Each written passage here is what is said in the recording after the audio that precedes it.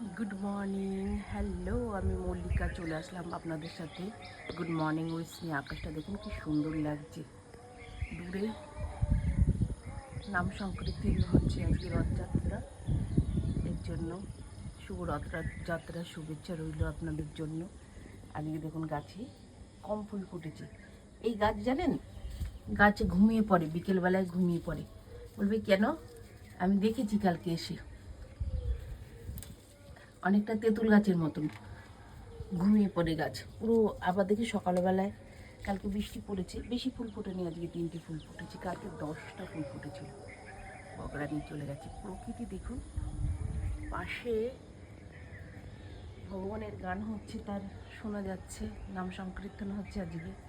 চারিদিকেই হবে, রথ হয় ওই পাড়ার দিকে। এখন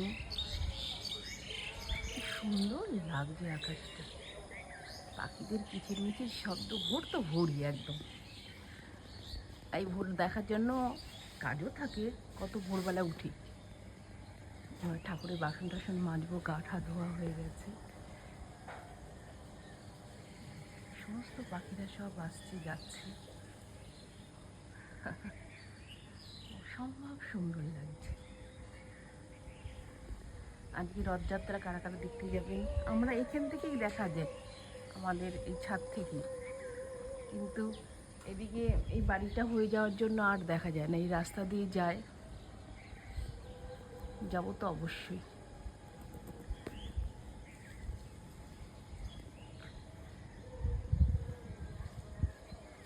মেঘেদের আনাগোনা, মেঘেদের আনাগোনা শুভ। বর্ষাকালটা, রথ এসে গেছে মানে পুজো পুজো ভাব একটা।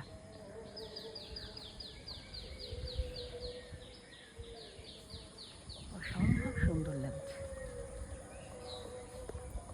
এই বৃষ্টিটা যখন হয় এত সুন্দর হয়, বাড়ি থেকে ঘর থেকে দেখা যেত। ওই আমাদের ডাইনিংয়ে বসলে দেখা যেত, মনে হচ্ছে লন্ডন ব্রিজ একদম।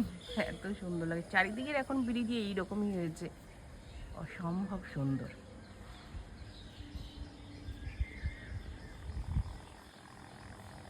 ভোরের মেঘেদের আনাগোনা। এই টাইমটা সূর্য উঠে যায়, প্রায় 5টা বেজে গেছে তো। কারণ বাংলাদেশের ওই দিকটা মানে আমাদের তো খুব কাছাকাছি গঙ্গা, গঙ্গা খুব কাছাকাছি। এই যে এখান থেকে দেখা যায় সূর্যটা ওঠা। পাঁচিলের উপরে এই হচ্ছে, দৌড়াদৌড়ি করছে।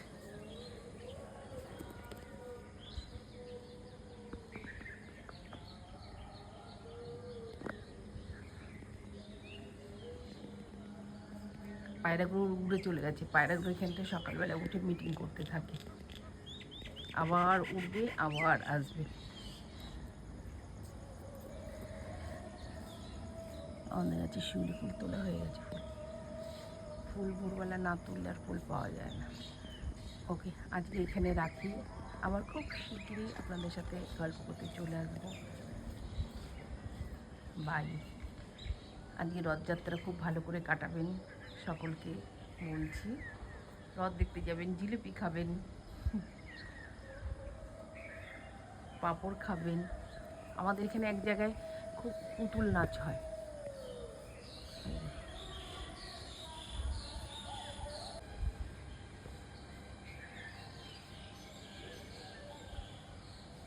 এই জন্যই ছাদে আসা হয় ঘুরতে।